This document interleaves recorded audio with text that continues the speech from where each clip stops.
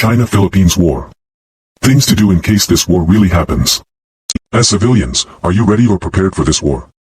As of this moment, we have to be prepared to safeguard and shield our children and the vulnerable sick and aged people. We must plan ahead and know in advance what are the things to do. War. Earthquakes. Tornadoes. Fires. Floods. These are just a few of the calamities that might occur in our lives. Are you prepared?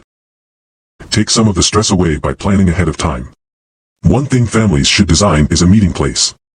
It's terrifying to be unsure where your family members are in a time like this, and having a plan in is the best way to eliminate that worry. You'll need more than one meeting place, because different types of emergencies create different needs. These are the first things to do when informed of accurate news that this Philippines-China war began. 1. Relocate if necessary. If you find yourself in an area that is unsafe due to conflict, prioritize moving to a safer location. This may involve traveling to rural areas or designated civilian safe zones where fighting is less likely to occur. Staying updated on the progress of the conflict can help you identify which areas are safer. 2. Gather reliable information. In times of war, misinformation can spread quickly.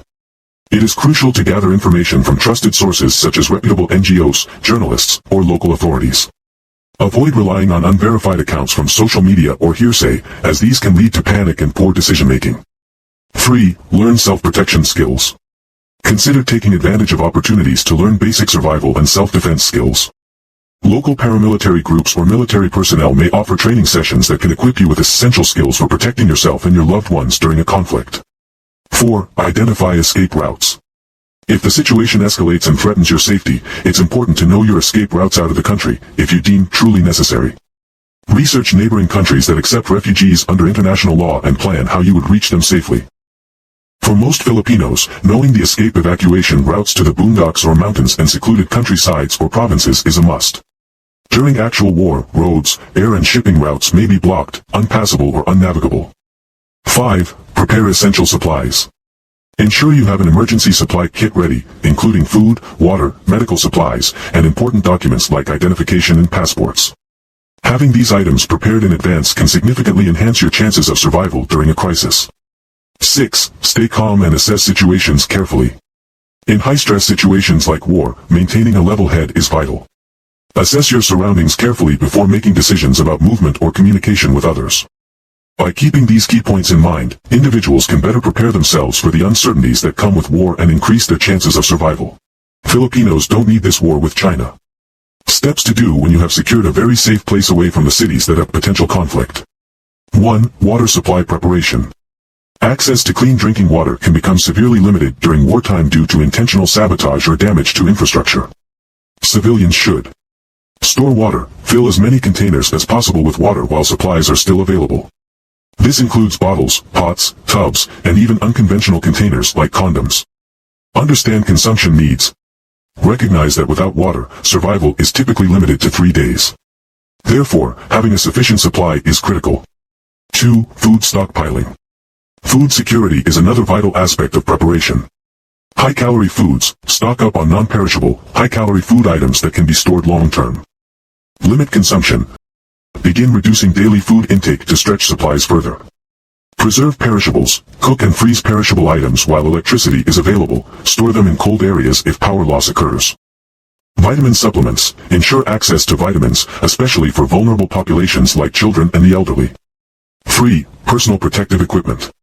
Civilians should acquire personal protective gear to minimize injuries during conflicts. Gloves. Tight-fitting work gloves are essential for protecting hands from sharp debris. Eye protection. Goggles can shield eyes from flying debris and smoke. Ear protection. Earplugs or earmuffs can help prevent hearing damage from explosions. Helmets. Ballistic helmets provide significant protection, however, any sturdy headgear can be beneficial. Masks and clothing. Face masks are necessary in smoky environments, while durable shoes and dry clothing are essential for comfort and protection. 4. Shelter preparation. Creating a safe living environment is crucial. Reinforce windows, use plywood or other materials to cover windows and reduce the risk of injury from shrapnel. Create barriers inside homes, position heavy furniture between windows and living areas to provide additional protection against blasts. Establish escape routes. Consider drilling holes between adjacent buildings for safer movement without going outside. 5. Medical supplies accumulation. Increased injuries during wartime necessitate adequate medical supplies. First aid training, train civilians in basic first aid techniques to assist injured individuals effectively. Stock essential supplies. Bandages, prepare elastic bandages or long strips of clean material for wound care. Tourniquets, have devices ready for controlling severe bleeding. 6. Emergency preparedness kits. Civilians should assemble comprehensive emergency kits containing long-term food storage, drinking water, first aid supplies, cash reserves, flashlights with spare batteries, cooking equipment e.g. gas burners. 7. Community support initiatives. Encouraging community involvement can enhance preparedness. Offer assistance to vulnerable neighbors who may need help gathering supplies or preparing shelters. By taking these proactive measures, civilians can significantly improve their chances of survival in the event of war. Understanding the experience of being at war. Being at war is an intensely complex and multifaceted experience that can evoke a wide range of emotions and psychological responses. The feelings associated with being in a war zone can vary significantly based on individual circumstances, roles, and experiences. Here's a detailed exploration of how it feels to be at war. 1. Fear and anxiety.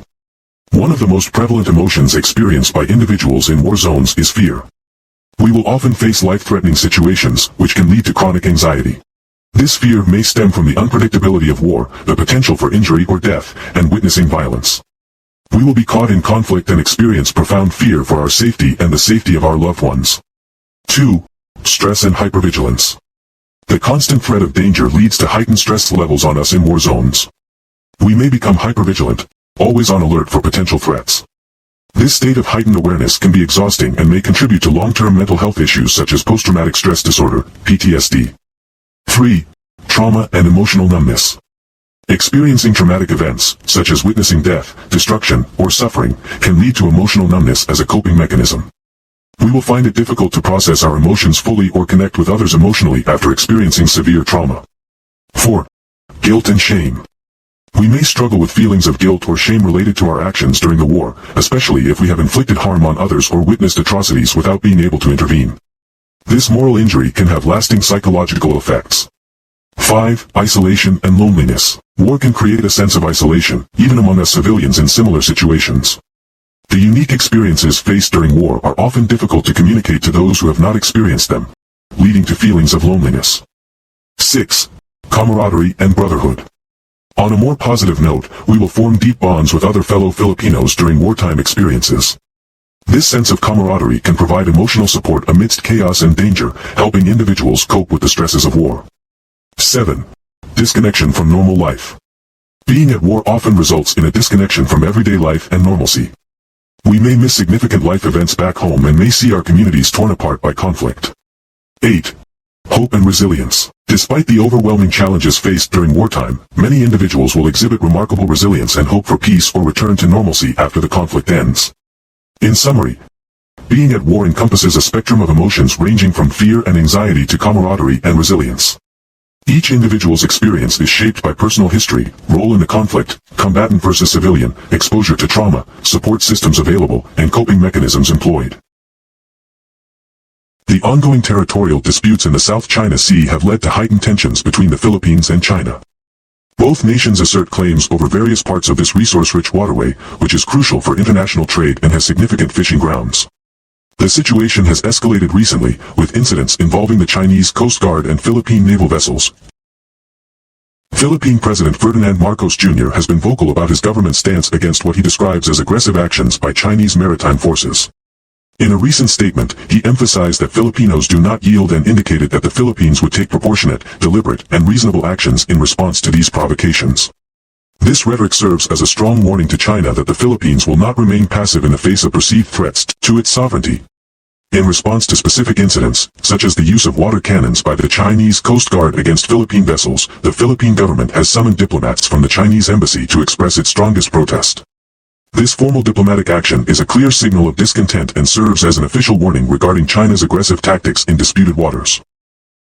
The Philippines has also sought support from international allies, notably the United States, which has reiterated its commitment under a mutual defense treaty to assist if Philippine forces come under attack. This backing adds weight to Manila's warnings towards Beijing, indicating that any escalation could involve broader geopolitical implications. On the other hand, China has issued counter-statements accusing the Philippines of escalating tensions through provocative actions and spreading misinformation. The Chinese Defense Ministry spokesperson warned that Manila was straying down a dangerous path, suggesting that they view Philippine warnings as unfounded or exaggerated. In conclusion, both nations utilize strong language in their public statements to assert their positions on sovereignty and territorial rights in the South China Sea. The Philippines emphasizes resilience against aggression while seeking international support, whereas China counters with accusations aimed at undermining Philippine claims and asserting its own narrative of historical rights over these waters. Please like and share my videos because it is a wonderful help to me so I can create more valuable, informative and significant videos. Thank you and see you on my next content.